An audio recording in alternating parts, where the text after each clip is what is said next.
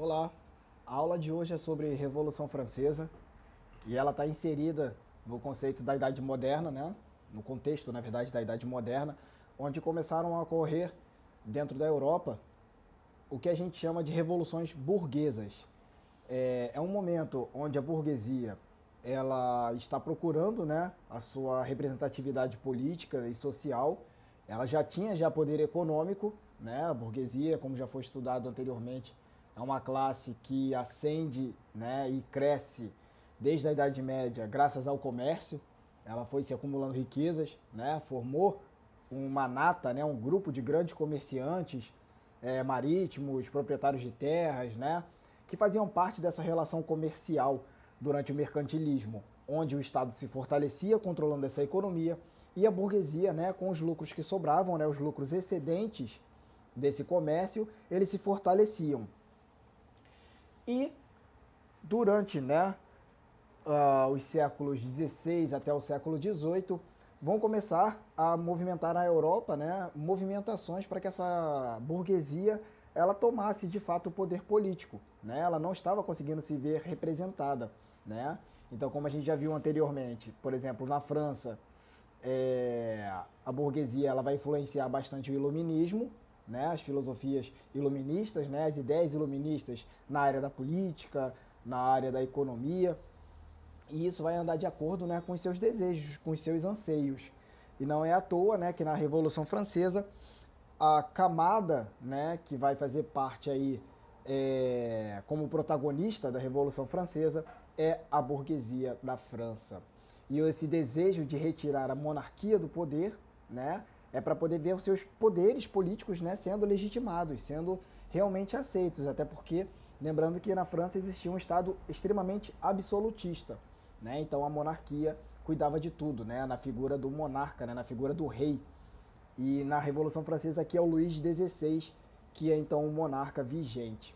A Revolução Francesa ela vai ocorrer de 1789, né? Alguns trabalham com a data até 1799, outros até 1800, e tem outros professores, né, inclusive que trabalham com a ideia até do fim da era napoleônica, né, que aí vai datar ali entre 1812 e 1815. Entretanto, a gente precisa saber pelo menos a definição básica, né, de como foi a Revolução Francesa, o que causou, o que levou a ela, né? E como que ficou o cenário da Europa. Lembrando que essa é uma das revoluções burguesas. Então, outras revoluções burguesas importantes, mas a mais retratada e mais estudada é a que acontece na Inglaterra durante o século XVII, né? As guerras civis inglesas, né? Quando você ocorre um estopim de rivalidade muito intensa com relação à religião, com relação ao parlamento britânico contra a figura da monarquia, né? E outros atores envolvidos para que tivesse um acordo, né, no final do século XVII entre o parlamento e a monarquia para que a burguesia também tivesse seus desejos políticos e anseios econômicos atendidos. Bom, na aula de hoje a gente vai se focar na Revolução Francesa, né? Então, para a gente poder começar, a gente precisa entender a ascensão da burguesia, né? Como que se deu a ascensão da burguesia? No resumo que eu tenho aqui, né, nós temos um conjunto de fatos, né, que levaram à ascensão da burguesia. Primeiro, o renascimento comercial e urbano, que fortaleceu o poder econômico da burguesia com relação ao comércio, né? O renascimento cultural como um todo, né, que foi um fenômeno onde se modificou principalmente a forma de pensar, a forma de agir, né, que vai trazer, querendo ou não, abrir portas, né, para o iluminismo que vai surgir logo depois. A reforma religiosa, que também é chamada de reforma protestante, quando a Igreja Católica se viu, né, contrariada, contestada pela os seus alicerces, né, de fidelidade em relação a práticas, né, que eram abolidas dentro das pessoas de preceitos, né, católicos, né, como a venda de indulgências, né, a posse de terras, né, e a não distribuição igual. E aí isso tudo vai culminar nessa ascensão da burguesia, né? Ela vai tomando importância dentro desse cenário europeu político, né? E uma outra coisa importante, né? O esgotamento do antigo regime, como a gente já viu nas aulas anteriores, né? O antigo regime ele vai sendo ultrapassado, né? Aquela ideia do absolutismo, do mercantilismo, né? Começa a ser contestada essa prática política, considerada uma coisa atrasada, uma coisa que não atende aqueles anseios ali do pensamento moderno, do pensamento científico moderno, do pensamento filosófico da Idade Moderna. As classes mais pobres reivindicavam melhores condições de vida e liberdade religiosa, isso é muito importante. Na França católica, né, a Igreja Católica, ela dominava o Estado junto com a monarquia, né, representada pelo primeiro pelo primeiro Estado, que era chamado de clero. E muitos da população mais pobre lutavam por uma liberdade religiosa, resultado da Reforma Protestante, tá? Inclusive na França, né, quem vai mais se destacar serão os huguenotes, né? Os huguenotes é uma religião protestante, né, de crença dentro da França. E uma curiosidade interessante, as revoluções não foram diretamente organizadas pela burguesia, mas contribuíram para sua ascensão ao poder. Ou seja, gente, uma coisa interessante, a burguesia ela não fez de fato a guerra em si, mas ela se aproveitou da guerra em si que aconteceu.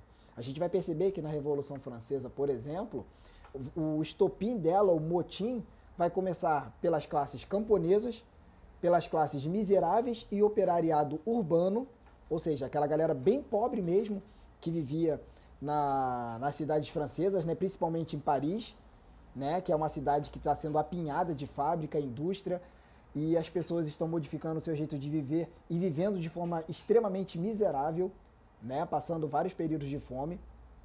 E também uma classe chamada sans-culottes.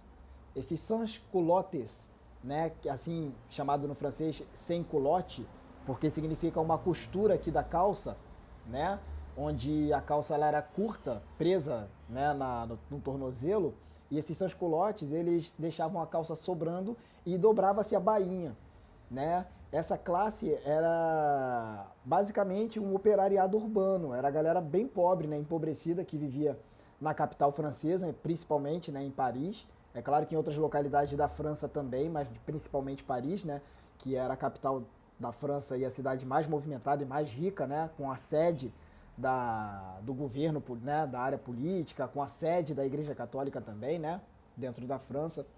Então eles, por exemplo, que vão ser os mais revoltados, né, e que vão se rebelar diretamente com o poder monárquico. Mas isso a gente também vai ver com mais detalhe daqui a pouco. Vocês têm essa imagem aí no vídeo, né, no fundo. E também tem o texto, né, na apostila, contendo lá no Aplique-se. Então aqui, ó, a gente vai, por exemplo, a França passava por um período de crise, né? Crise política, social e econômica, além de religiosa também. Apesar das riquezas garantidas pelas colônias, a manutenção dos privilégios da nobreza causava dificuldades financeiras. E a burguesia e os camponeses pagavam a conta. Os impostos se tornavam progressivamente maiores, os preços dos alimentos aumentavam e a população estava cada vez mais faminta e miserável. A insatisfação da população pobre deu início a protestos e saques. Então, como eu tinha falado já para vocês, a França está vivendo um cenário então aí de confusão, né? Um período de crise muito intenso.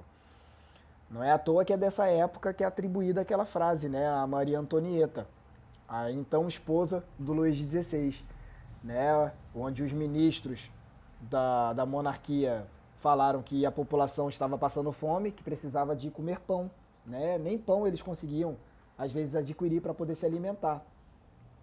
E aí a Maria Antonieta, ela foi bastante infeliz na sua fala, né? E ela disse que se a população não comesse pão, que comam então brioches. E se a gente for parar para analisar, né, na alimentação, o brioche ele é um pão mais requintado, né? Ou seja, ele é mais caro ainda do que um pão comum que a gente se alimenta aí diariamente. O brioche ele tem requinte de gema de ovo nele, tá? Um pão brilhoso que você consegue colocar creme ou não. Enfim, né? Ela foi bastante feliz, ou seja, se a população pobre, miserável, sofrendo passagens de fome, né? Não tendo uma situação financeira decente para poder sobreviver. Então ela fala que eles não comem pão, então comem brioches, né? Tem político, né, que diz isso aí abertamente hoje em dia também, de outras formas, né? Mas aí também requer interpretação nossa, né? Entendimento para a gente poder verificar isso. E aí uma coisa interessante, né? A França ela passava por um período de crise, principalmente com os gastos de guerra. Lembrando que os exércitos não eram profissionais, eram exércitos mercenários. Então, para você fazer guerra, você precisava de bastante dinheiro. E a França gastou muito isso ao longo dos séculos, mantendo uma corte extremamente luxuosa. Tapeçarias, roupas, bufantes, espetáculos, enfeites de palácio, manutenção de uma corte, porque se você fosse nobre, né, e você fosse associado a essa corte, você era mantido pela nobreza, né? Interessante, olha que maravilha, né? Você nasce filho de alguém, né? O fidalgo, né? Ou seja, filho de algo, filho de alguém. Você nasce fidalgo e você já nasceu num berço nobre. E aí você não precisa trabalhar, porque a corte, né, a monarquia vai te manter com luxo, né? Às custas de quem? Do povo. E aí essa criação de impostos cada vez maiores também foi trazendo maior insatisfação para a população. Lembrando, né, quando a gente estudou na última aula, você tinha os 3 estados franceses, né, conforme mostra aqui a imagem. O primeiro estado, a igreja, 1% da população, a nobreza, 2%, e o terceiro estado, que era a burguesia, a população em geral, né, como até está aparecendo aqui, né, escrito os sans-culottes, né, ou seja, camponeses, operários urbanos, todos eles estavam ali dentro daquele grupo do terceiro estado, né, e a conta acabava sendo paga por eles, eles que tinham que manter, né, essa vida de luxo, né, da França. E a França, gente, na década de 70 e 80 do século XVIII, ou seja, nos anos 1770 e 1780, eles ainda se envolveram na guerra de independência dos Estados Unidos. Aí vocês vão falar, ué, que doideira, a França é monárquica, por que se meteu numa independência dos Estados Unidos que foi uma independência republicana, né? É porque Inglaterra e França, eles eram inimigos históricos, né? Então, se a França apoiasse a independência dos Estados Unidos, ia enfraquecer a Inglaterra, entenderam? Então tem esse gasto ainda de dinheiro para que os Estados Unidos também, né, ajudasse, né, os Estados Unidos a se transformar em independente. A Guerra dos Estados Unidos, que aconteceu de 1776 até 1783, tá bom? Então a França estava com um gasto enorme, cada vez mais criando impostos, e conforme mostra aqui a imagem, né, nós temos o primeiro clero, no primeiro estado aqui, o clero, nesse senhor aqui na charge, né, do meio. Atrás nós temos a nobreza, né, de vermelho aqui, bem arrumado, né, e aqui um senhor com uma bengala, mal vestido, né, carregando os dois nas costas, que representa o terceiro estado. Então, gente, começaram a estourar, né, motins e saques, ou seja, os camponeses saíam invadindo cidade, invadindo lojas, negócios, invadindo negócios dos nobres, inclusive, tomando terras. Então começou um estado de frenesi mesmo, né, de guerra mesmo ali, de confronto dentro da capital francesa. A nobreza, é claro, não queria pagar impostos, é claro, estou vivendo de luxo aqui, os outros estão me sustentando, eu nasci num berço de ouro, sou fidalgo, então para que eu vou ter que trabalhar e fazer alguma coisa? Então o rei Luís XVI, ele convocou os Estados Gerais. O que é a convocação dos Estados Gerais? Convocava-se, né, um pleito político, onde teriam representações da nobreza, representações da igreja e representantes do terceiro estado, ou seja, do povo. E aí, né, como é que funcionava essa votação? A votação era o seguinte, cada um tinha direito a um voto. Só que a igreja e a nobreza sempre andavam lado a lado. Então, geralmente, os votos acabavam sendo 2-1 sempre. Ou seja, a igreja criava uma lei e a monarquia apoiava e o povo ia contra. 2 votos contra 1, já era. Se a monarquia criasse alguma outra lei, a igreja apoiava, 2 votos contra 1, já era. Então vocês percebam como é que era a insatisfação do povo, né? E é a grande maioria da população, 97% da população. Isso, é claro, né, não ia ter resultados bons. E qual foi o resultado disso? Né?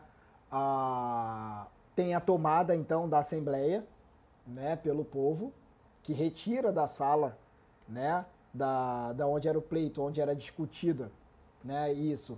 Eles tomam poder, então eles decidem fazer uma Assembleia Constituinte, né, ou seja, uma reunião onde ia ter uma nova formulação de leis, de uma nova Constituição para a França, e na base da batalha, da guerra, eles se mobilizam, né? As massas, ou seja, a grande população pobre, se une, seja com armas mais simples, né? Como instrumentos de trabalho e etc., até armas mesmo de pólvora, e conseguem fazer, né, a queda da Bastilha. O que é a queda da Bastilha? Deixa eu ver se está escrito aqui para vocês.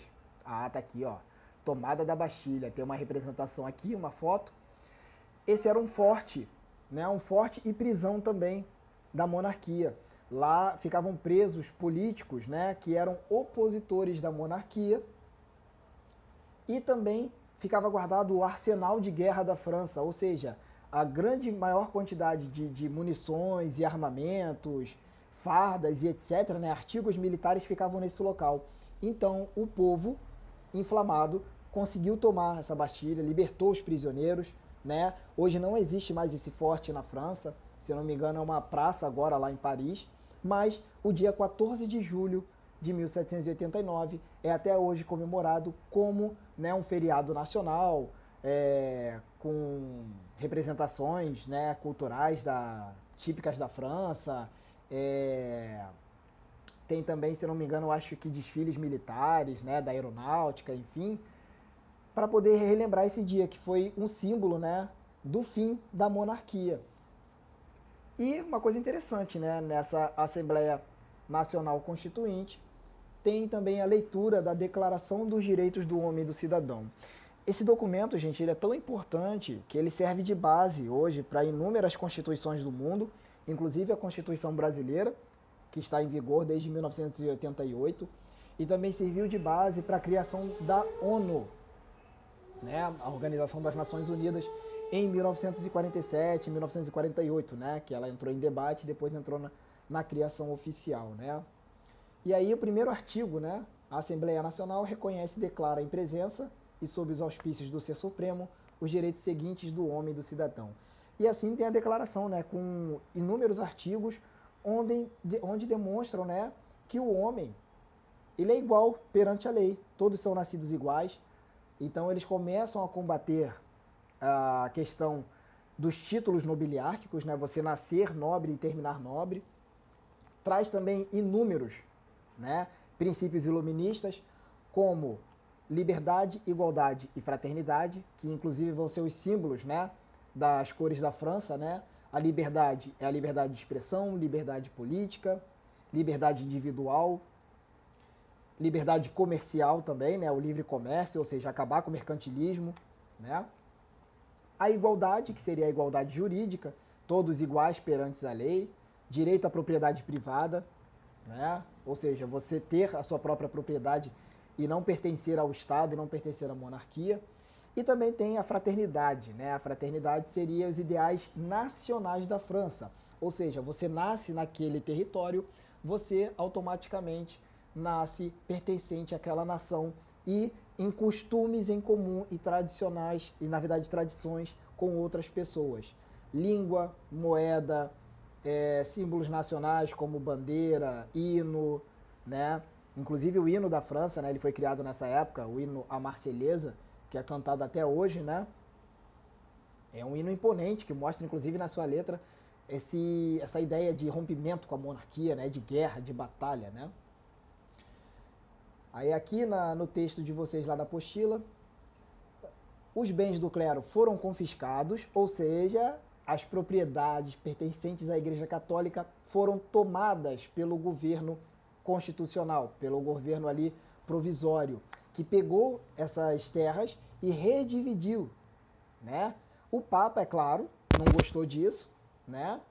ele tentou ainda reverter a situação, né? E fez com que inúmeros religiosos fugissem para outros países. O Luís XVI ainda estava mantido no trono e ele se recusou a aprovar essa declaração, né? Isso resultou, é claro... Desculpa. Isso resultou, é claro, né, em mais confrontos e o governo decidiu tornar o Luís XVI, né, um fugitivo, ou seja, um fugitivo da lei, já que ele estava fora da lei, e essa primeira Constituição aí, que limitava bastante os poderes da monarquia, ele não queria, é claro, né, assinar ela, reconhecer de jeito nenhum, já que ele praticamente não ia ter poder mais nenhum, nenhuma garantia de sua riqueza, de seu luxo, né, da vida pomposa que ele vivia. E aí, né, o que aconteceu? O feudalismo foi abolido, ou seja, aqueles ideais de terra pertencentes a um senhor feudal e os camponeses, servos presos à terra, ou seja, foi abolido, você teria uma propriedade privada, mas o servo ali que trabalhava, ele deveria ser assalariado, ou seja, ganhar uma mão de obra livre e assalariada. Percebam aí que os preceitos do capitalismo começam a surgir. Capitalismo esse, é claro, que vai dar base e fortalecimento para a burguesia. Né? O rei ainda, né, teria os poderes executivos, mas ia ter um legislativo, que ia ser o parlamento francês, né, constituído pela Assembleia, que ia limitar esses poderes. Né, os deputados teriam, né, direito a um mandato, teria voto censitário, né, teria que ter uma renda mínima para poder participar dessa participação política. Né? Acabou-se com os privilégios e com as antigas ordens sociais. A abolição da servidão acabou, né? A abolição também da escravidão nas colônias francesas acabaram, lembrando que a França tinha colônias pelo mundo, né? Principalmente aqui na América, né? Um exemplo é o Haiti, né? Inclusive o Haiti, ele vai se basear nessa fraqueza aí política francesa para poder fazer a sua revolução, né? Feita pelos escravos, pelos escravizados africanos que existiam no Haiti, né? E foi uma revolução, uma independência que o Haiti trouxe, né, com base nos escravizados, né? Bem interessante isso, né? E aí, quais foram as consequências? Então, Luís XVI tenta fugir da França, vestido de mulher. Ele tentou se vestir de mulher, mas reconheceram ele nos limites, né, da França, no sul da França, né, quando ele estava tentando fugir. Então, ele foi levado para a prisão, né? Começaram o pensamento a respeito desse governo provisório se transformar fixo, né, na França, e começou também a se formar uma contra-revolução externa, ou seja, países monárquicos em volta da França começaram a ficar com medo do que estava acontecendo na França e começaram a influenciar também outros países, outras monarquias, tais como Espanha, Portugal, Áustria, Prússia, né, a Holanda também, Inglaterra. Esses países todos vão ficar olhando agora, né, curiosos para saber como é que vai se dar o desfecho dessa movimentação na França, né? Porque todos esses países são monárquicos e não queriam, né, terminar como terminou a França ali, né, com o Luís XVI. E aí já vou dando já um spoiler para vocês, né? Tem aqui a imagem. O Luís XVI ele foi preso, né? E a segunda fase da Revolução Francesa, né? Nós temos primeiro a Assembleia Nacional Constituinte, de 89 a 91, e agora nós temos o período jacobino, ou também chamado de República do Terror, ou ainda também chamado de Convenção Nacional. Essa Convenção Nacional foi dirigida pelo Partido dos Jacobinos, né? No parlamento francês você tinha os deputados que se sentavam à direita, né, da presidência, e os que se sentavam à esquerda da presidência. Os que se sentavam à direita eram os girondinos, né? Esses girondinos faziam parte de uma burguesia, né? Ou seja, eram comerciantes, né? Representavam aí posições mais moderadas, ainda defendiam a monarquia constitucional, né? Ou seja, o monarca ele ainda estaria no poder, mas com limitações feitas pelo parlamento, né? Pelo poder legislativo. Já os jacobinos eram da esquerda, eles eram mais radicalizados, eram representadas pelas camadas mais pobres da população, principalmente os sans-culottes, que eu falei para vocês agora há pouco, né? Aquela camada que não tinha dinheiro para comprar uma calça da moda francesa da época e vestia uma calça mais popular, mais pobre, né? No seu corte ali, na moda, né? Daquela época. Então, na votação, a convenção acabou sendo vitoriosa, né? Por maioria, grande maioria, né? Do parlamento era formado por esse grupo. Então, esses grupos falaram o seguinte: olha, então a gente está agora aqui, né? Proclamando uma república, ou seja, está extinta oficialmente a monarquia, qualquer tentativa de monarquia na França, né? A pressão popular foi feita tão forte, né, pelos jacobinos que o seu líder, né, o Robespierre, ele criou um tribunal revolucionário que era dirigido pelo Comitê de Salvação Pública, e nesse tribunal revolucionário começou a julgar qualquer opositor, né, dessa república, ou seja, qualquer opositor da Revolução Francesa. E aí começou a decapitação. E aí foi uma festa de cortar a cabeça, né? Foi criada a guilhotina nessa época, que seria uma morte justa e igualitária para todo mundo. Para quem não sabe o que é uma guilhotina, né? É aquele instrumento de madeira com uma lâmina enorme no alto, onde a pessoa colocava-se a cabeça ali embaixo, e aí você soltava, né, o sistema da guilhotina com uma corda, enfim, um pino, um parafuso, e aí aquela guilhotina descia com o peso da gravidade e decepava a cabeça da pessoa de forma instantânea. Era uma morte igual para todo mundo, era uma morte sem dor, né? E era uma forma mais justa que eles achavam para poder punir, né? A punição máxima, era a pena máxima, né? A pena capital dos opositores da Revolução. E aí, gente, era uma festividade, né? Às vezes passava-se horas a fio nas praças públicas, né, na França, a um verdadeiro festejo, né? Era um cenário onde as pessoas iam para realmente passar o tempo, né, como se fosse um entretenimento, porque foram muitas pessoas que morreram na guilhotina, que foram levadas, né? Qualquer um que fosse acusado de oposição política era levado para a guilhotina. Inclusive Luís XVI, que foi decapitado nela, assim como Maria Antonieta também, que teve o mesmo destino. Todos eles tiveram a cabeça decepada nessa guilhotina. Curiosidades. O próprio criador da guilhotina, né, o Guillotin, que, né, por isso recebeu esse nome guilhotina, ele também foi acusado de oposição política e também teve a cabeça perdida no próprio instrumento que ele criou. O Robespierre acabou se transformando num tirano, né, porque qualquer demonstração de oposição política ao republicanismo ou à revolução, ele levava, né, para a guilhotina. Inclusive, pessoas de confiança que ele tinha como amigo acabou sendo também, né, julgado e morto nesse instrumento, né, da guilhotina. Então, por isso que ficou chamado como República do Terror. Por quê? Era terrível você viver passando o dia inteiro ali os espetáculos, né, da guilhotina, sem ter muito o que fazer se você fosse opositor. Se você demonstrasse qualquer ideia de oposição, você poderia sim ser levado à morte na guilhotina. Inglaterra, Holanda e Espanha declaram guerra contra a França após a morte do Luís XVI, ou seja, eles oficializam ali a contra-revolução externa, né, na França. Tem uma melhoria na situação social francesa, né?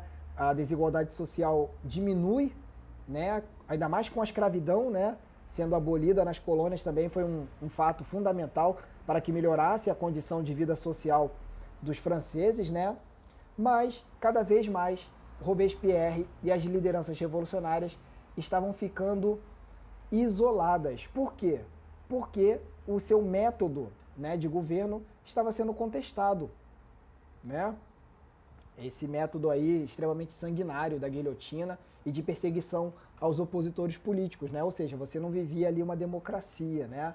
Por mais que a maioria participasse ali da movimentação política, né, pelas alas representadas pela ala jacobina, então os girondinos, né, eles começaram a formar uma tentativa de acabar com essa República do Terror.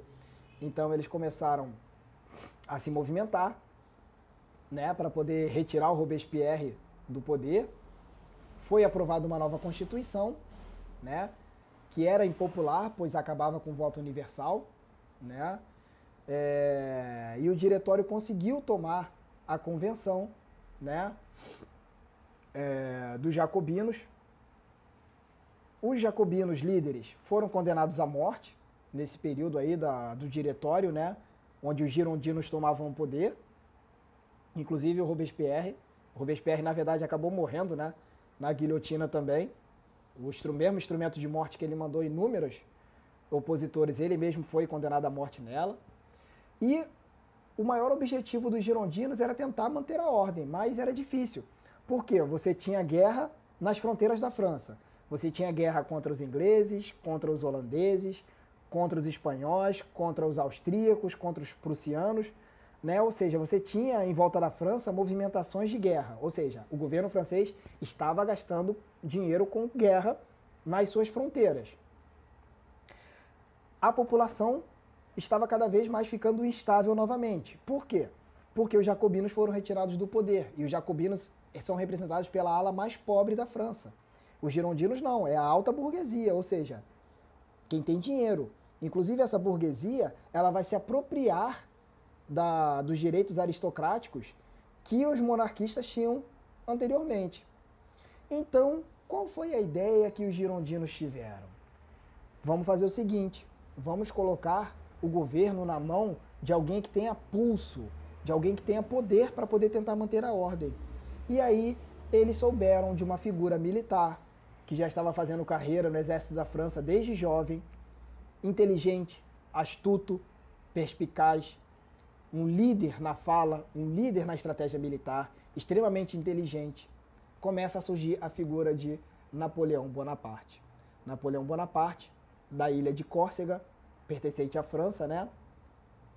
Ele ascende rapidamente várias camadas militares porque ele consegue inúmeras vitórias contra, né, esses países em volta da França que eram contra essa revolução. Então ele começa a chamar a atenção do governo, né, girondino, do diretório. E aí, o que eles fazem? Eles simplesmente convidam Napoleão Bonaparte para o governo. Meio que falam assim, olha só, cara, você não quer dar um golpe aqui na gente, não?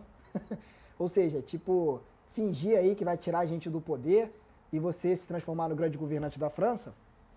Bom, o Napoleão Bonaparte, né, ele aceita, é claro, ele dá o golpe de Estado em 1799, que ficou conhecido como o golpe do 18 Brumário. Por quê?